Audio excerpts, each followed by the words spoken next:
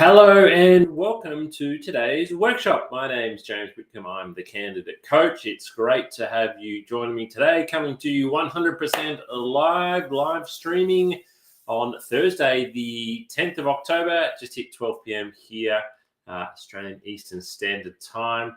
Hope you're having a great day and look forward to spending maybe the next 30 minutes with you. Today we're going to talk about how you can best prepare for internal interviews. So if you're on the job hunt at the moment and you're applying for roles externally, certainly a lot of what I'm going to talk about today is going to be relevant. But if you're going for an internal role, like a promotion or a sideways move, then the information that I'm going to share with you today is going to be super relevant. So I'm going to be sharing my screen a lot with you today as we go through some slides. But we've got a completely new layout that I'm just getting myself used to today as well on this particular platform. So internal opportunities, internal interviewing. Let's have a look. My name's James. I'm the founder of The Candidate Coach, and I've been working in recruitment for my whole career. I'm a director at Smart Recruitment. I've been recruiting since 2005. I conducted over 3,000 interviews in that time. Placed over 1,000 people into work and launched The Candidate Coach, the platform that we're meeting on today, close to 5 years ago, just because we felt there needed to be more coaching for job seekers that was available to everybody. So a little bit of housekeeping. If I drop off the line today, please don't leave. Sometimes, maybe once or twice a year, we have a little bit of a power outage. And when we have a bit of a power outage, I get knocked off, but I've always been able to rejoin. Ask questions. So where you're watching this, you'll have the opportunity to make comments or to ask questions, and I'm happy to answer them live or at the end of today. And also take a lot of notes. So you'll be able to watch the recording from today's workshop, go straight into our YouTube channel. You can watch it back again. But when you hear something for the first time, that's when it strikes you the most powerfully. So remember how it made you feel and what you thought about some of the things I've told you today as we're going along. So today, why should you apply, or should you apply for an internal role? Let's say a position's been advertised. How do you know whether or not? How do you know whether or not it's suitable for you? Maybe you're in a really large organization with 5,000 employees and there's 50 jobs being advertised internally at the moment. How do you actually know? How do you determine whether or not you should apply for this particular role? I'm going to give you a formula that shows you whether or not you shouldn't. Before, during, and after the interview. So what should you do to best prepare for the interview? What should you do during it and what should you do after it? And 3 things that you can start doing today. I'm going to leave you 3 tips, 3 things you can start doing pretty much instantly to make sure that you are best prepared for your next internal job. All right, let's get started. So the first thing, when an internal position is advertised, should you apply? Quite simply, should you apply, yes or no? What are you thinking? Most of the time, unfortunately, people just go straight to the yes. Yes, I'm going to apply straight away. They don't give it a lot of thought. And this can be a real problem because if you're applying for roles that you're not best suited to or you're not, best qualified for, essentially what you're doing is you then start to really damage your personal brand. And when I say damage your personal brand, what I actually mean is that people will suddenly start to think, you're getting too desperate. You're applying for too many jobs here. We know you want to change jobs, but you need to be more targeted. You need to be more targeted with your job search. So that's what we're going to do today. We're going to talk, we're going to begin by using a key selection criteria that I've created for you. So often when you read about an advertisement or if you apply for a job, you will be given a key selection criteria. And the key selection criteria talks about what the job is looking for. Excuse me for sneezing there. The key selection criteria talks about what they're looking for, but we want you to create your own key selection criteria so you know what you are looking for. And you need to do this separate to any advertised position. So I want you to do this without any position in mind, any vacancy in mind. Because what happens when you do this with a vacancy in mind is you actually start to alter your key selection criteria. So we need to create our own key selection criteria that is separate to anything else. So how do we go about that? Well, I've created one for you. So we're going to have a little bit of a look here. Down the bottom of our key selection criteria pyramid, we have the base or the key requirements.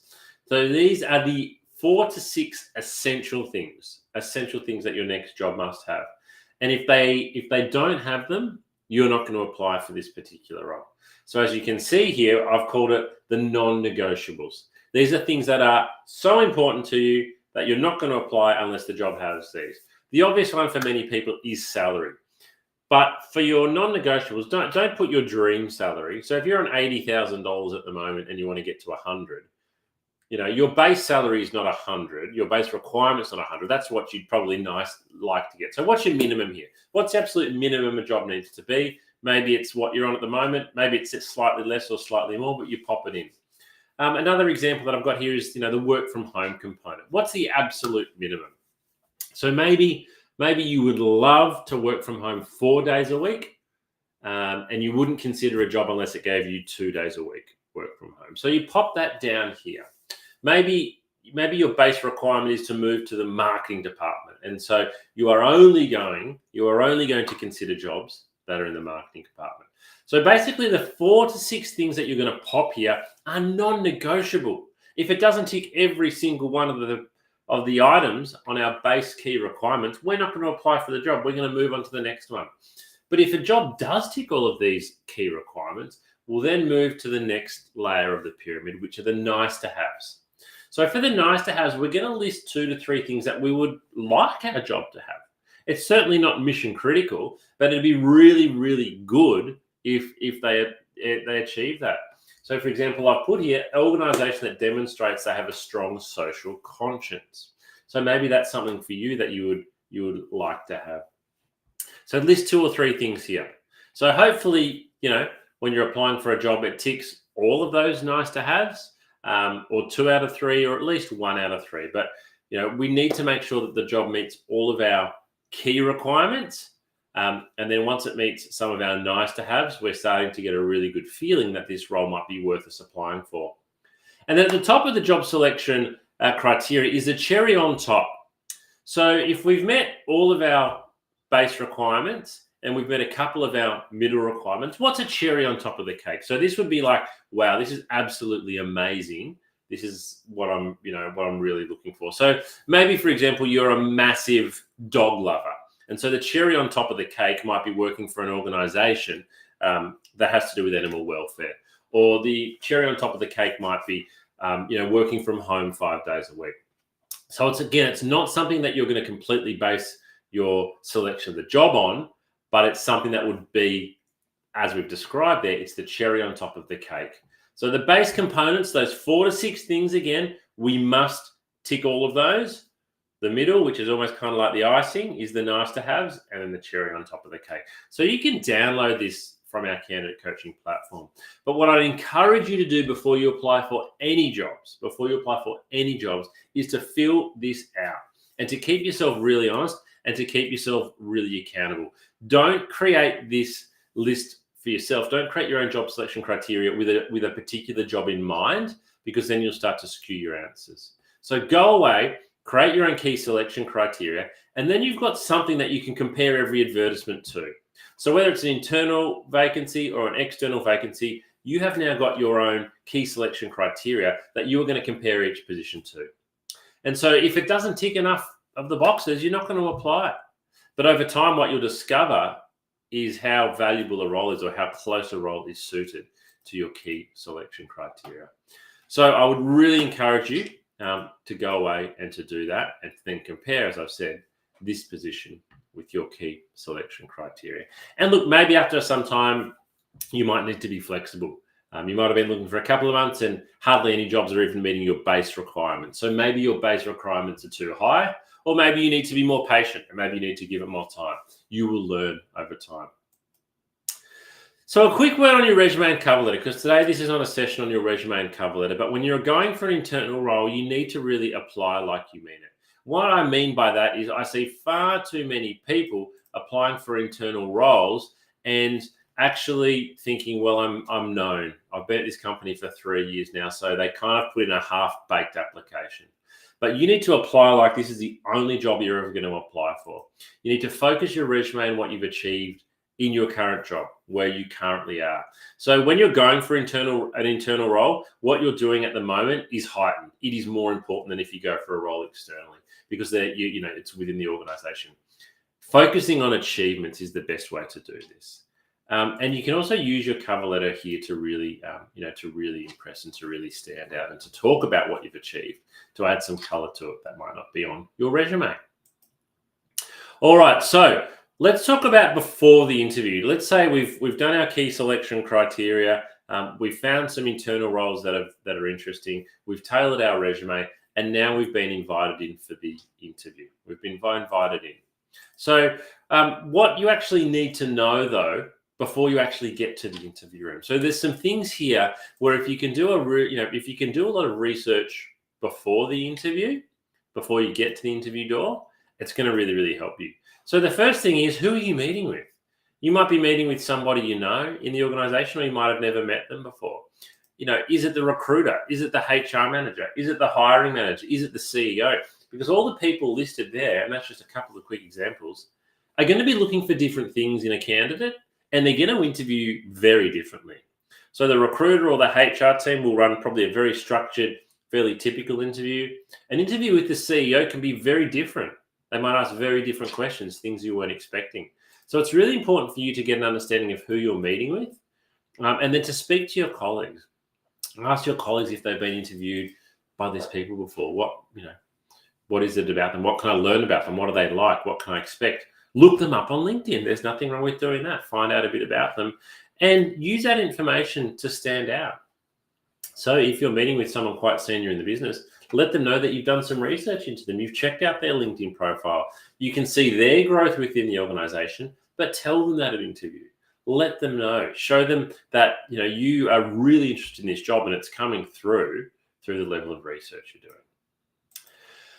What should I expect? So it's a broad question that you can ask. What should you expect at interview? I don't know what the answer is going to be, but if you can ask whoever's arranging the interview, what should I expect? It can give you some great insight. That's really, really helpful. Is it a group interview? Is it an individual interview? The aim here is to learn a little bit more about what's going to happen so you're prepared, or you can do the preparation so you're calm and so that you're giving yourself the best opportunity. What type of questions will be asked? Now, this is a really big one and a really important one, because if you know what type of questions you're going to be asked at the interview, you can go away and practice. So that's the aim here. And so the answer might be, oh, look, you're meeting with the recruiter. It's going to be a fairly structured interview on these types of things. Or you're going to be meeting with the CEO, and he's going to want to understand a lot about your drives and motivation and the project you've worked on. But whatever you find out is the answer to this question, gives you a great opportunity to then go away and to focus your interview preparation in the right areas. And it also means that at interview, there's less surprises. There's always going to be some surprises at interview, but if you can be prepared for most things, it's going to help you best, to perform really, really well. How will I get there? Look, this mightn't be overly relevant for an internal role, but if it's a large company with lots of offices, how are you going to get to this office? How long will the interview go for? You want to make sure you're allowing the right amount of time away from your desk, transport, public transport, parking, all of those types of things. It just allows you to be calm and relaxed, not late, well organized. And that's what we love to see in a candidate. Nobody's ever got the job because they were on time. Plenty of people have not gotten the job, though, because they weren't on time. So find out this information here. What do I need to bring along with me? So all interviewers like a well-organized candidate. And so you won't know what to bring unless you're told or unless you ask. And if you don't bring the right information, even if it's because the recruiter's forgotten to tell you, it's going to reflect poorly on you. So ask, what can I bring along? Can I bring along a copy of any of my certificates or my projects or my achievements? Ask and find out. And then the last question, the most important question of all those, what can I actually do to impress at the interview? So I can't tell you what the answer is going to be to this, but if you can find out in advance the answer to that question there in red, how valuable this will be for you. So asking the recruiter, what can I do to really impress at the interview? Now, the recruiter might say, oh, look, you're meeting Bob. He's the finance director. And you know what Bob's really going to want to hear about is ABC. I can't tell you what ABC is, but how valuable, how much of a great insight is it if you get told that? And the only way you're going to know that information is if you ask. So in summary, these are the questions that you would do really, really well to have the answers for before you get to the interview room. Maybe you can't ask all of them. Maybe you feel that you're asking too many questions. But the more that you know off that list of 7 questions there, the more likely it is that you can perform well, because you can go away and you can do some great preparation. So a lot of these things, again, though, it's not going to occur unless you ask the question. All right, let's pretend now it's the day before the interview. So beep, beep, beep, beep, beep, beep, beep, beep. Your alarm's gone off. Sorry, no, that's tomorrow. The alarm hasn't gone off. It's the day before. We're still getting ready. So what do we need to do? We need to make sure we know how we're going to get there. We need to make sure that our clothes are cleaned and ironed and our shoes are polished. Our documents are printed. So those 3 things there we want to do the day before for 2 reasons. First of all, what happens if you go on the morning of the interview to pull out your shirt that you're going to wear and it's dirty, got a hole in it, your pants don't fit anymore? If you find that out on the day, you haven't got a lot of time. If you do it the day before, you're prepared for something to go wrong. Likewise with printing things out or doing any assessments, get them done early just in case there's a hiccup. What it also allows you to do is to go to bed the night before your interview knowing that you've done everything you can. There's nothing left for you to do in the morning that's major. You're well prepared. So do all those things the day before. Now, the morning of the interview, what happens? Your alarm goes off, beep, beep, beep, beep. You might not have slept that well. Straight away, the butterflies hit your stomach. It's really important for you to still have a full breakfast. Get some food into your stomach, get your blood sugar levels up. Don't skip breakfast on the day of your interview. Another reason being is that, I interview people in a small interview room, and often I can tell if they haven't had breakfast because they have bad breath. And you don't want to have bad breath at an interview because it makes you, it's really hard for the interviewer to have a good impression of a candidate if they have bad breath for 45 minutes of an interview. So I would really encourage you to make sure you have had breakfast for all those reasons. Then the basic hygiene things: shower, shave, brush teeth, make sure you're fresh and clean, avoid strong odors, make sure that you, if you're smoking, that you avoid it unless you have to. That's something that's really important. I would rather you have a cigarette and feel calm than not have a cigarette and be jittery. But particularly if you're a cigarette smoker, for those who don't smoke cigarettes, it's not a pleasant smell. And then make sure you take everything along with you just in case the weather's bad or you've got a tissue, had a candidate who had a blood nose sitting at reception before, all those ones as well. And then get there early, just in case something delays you. Don't turn up to reception 45 minutes before the interview, but do make sure that you're there with plenty of time to allow for a delay, an unforeseen delay along the way. Now, taking along to the interview, what do you need to take to the interview? Well, first of all, the first thing I've popped up there is a compendium. This is what a compendium looks like. You can get a compendium from Officeworks or a news agency for probably $20 or $30. It looks really professional if you turn up to an interview with a compendium, but it's also got a practical application as well because it can hold everything else that I've got on the screen there. So it can hold a copy of your resume and your cover letter. Now, you might be thinking, James, they've already got it. They've already got my resume. I emailed it through. That's how I came to be invited in for an interview. But what if somebody comes to join the interview halfway through who's running late and forgot to print out your resume? You can hand them a copy. It also means that you've got some notes in front of you there too. If you're struggling a little bit or you're getting nerves, you're getting a little bit frazzled, you're not sure what to say, you can glance down at your resume. It's completely fine to have it in front of you, and it helps to bring information back. You also can have written down in advance the questions that you want to ask, because at the end of the interview, 9 times out of 10, the interviewer is going to say, have you got any questions for me? And it's really good if you've prepared those questions in advance. You avoid the brain freeze nightmare where you forget what the questions are and you've got it all in front of you. And you can take notes. There's nothing wrong with taking notes. I love it when a candidate takes notes. Shows me they're well organized and they're interested. So the second part, let's talk about in the interview room then. And we run two other whole workshops about how to perform well in the interview room. So I'm just going to give you some high-level overview here. But particularly for internal interviews, what's the big difference? And I get this question a lot. Okay, I'm going for a job interview with another company, and then I'm going for a job interview with my own company where I've been for a while. What's the difference? Well, the biggest difference is this. The interviewer probably knows you. They might have been working with you for years, or if they don't know of you directly, they probably know you through your colleagues, and they've probably asked about you as well. So there's a lot more information here that is assumed, not necessarily known. I don't want to make the mistake of saying it's known, but it is assumed. So the interviewer that you are going to meet for an internal role has already made some assumptions about you. And do you know what? You've already made some assumptions about the interviewer. You've maybe asked around. I find this to be a big problem because what it often does is it changes the way a candidate behaves in an interview negatively. You've got to let this go. You can't assume, you as the candidate cannot assume the interviewer knows anything. You're not going to speak to them rudely or as if they are dumb, but don't assume they know. Maybe, for example, you were Employee of the Year last year. Don't assume the interviewer knows that. Maybe you got a huge award at the company Christmas party in front of everyone, but don't assume the interviewer knows that. And so therefore, you need to be able to make sure you're highlighting all of your key selling points as a candidate. So far more is known to both parties, but the biggest mistake internal candidates make is underselling themselves. Don't undersell yourself. If you don't tell your interviewer that it happened, it never happened.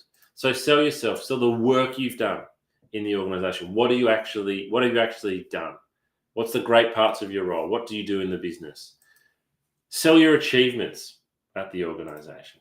Again, don't assume that the interviewer actually knows the details of your job or the important parts, and sell the impact on what you've done in the organization, as well as what you bring to the organization. So I'm certainly not saying go over the top here. Don't go over the top too much, but don't assume the interviewer knows what you do, how well you do it, and what you've achieved. You need to leave the interview making sure they know what you've done, what you've achieved, and how well you've done your job at this organization. So it is actually better, as I said, to act as if the interviewer knows nothing about you in a very polite way. If you can get this screen right, take a screenshot for those of you who are watching. This is the money shot. If you can get this right, then you're going to do really well at your next internal interview. How to impress any interviewer? So just some extra tips here. Research is the absolute key. You need to show the interviewer that you have done your research, that you've spoken to other people in the organization. So you don't want to just appear as the candidate who's applying for an internal role because you've been in the other job for 3 years or you're bored. You want to show, I'm really targeting this job with you. I've spoken to other people in the team, in the department. I've been networking for 12 months now. I understand what doing a good job is like. And you can link what you're doing in your current job and your education to the new role. So you can build that bridge there. You also understand the impact the position has on the organization, and you are aware of the challenges. So you're not just moving into this new role thinking it's all going to be roses. You can actually say, hey, yeah, I can understand some of these parts are going to be hard for me. This is not going to be a complete walk in the park. So if you can do these things for any interview, you will impress the interviewer. All right. As I said before, we have got a whole workshop, or 2 workshops and online videos on interviewing. I'd encourage you to go away and find those and watch those.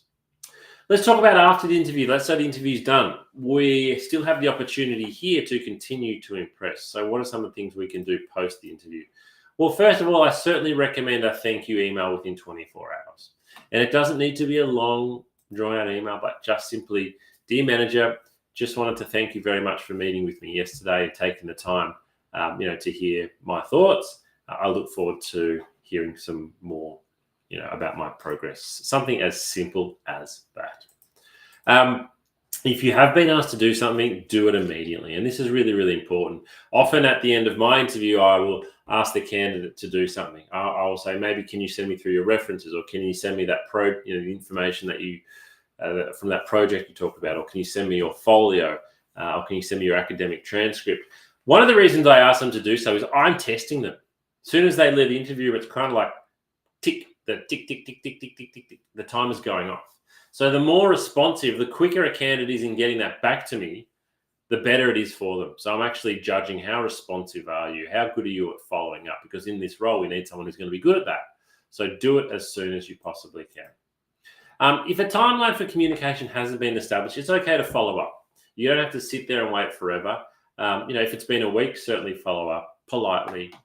Just asking, has there been an update on my application? And if you are unsuccessful, ask for feedback. And when you do get feedback, particularly internally, it's really important to take it on politely. The feedback is the reason you weren't successful. You might not agree with their decision-making or how they got to that point, but that's the point they got to.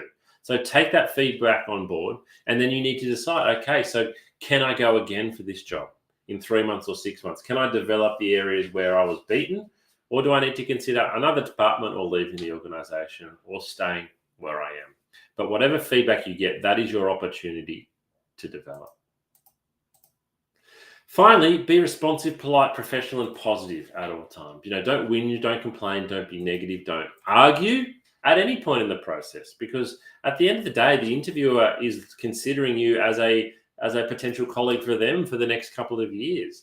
And if you're going to be negative about stuff, then they're not going to work with you.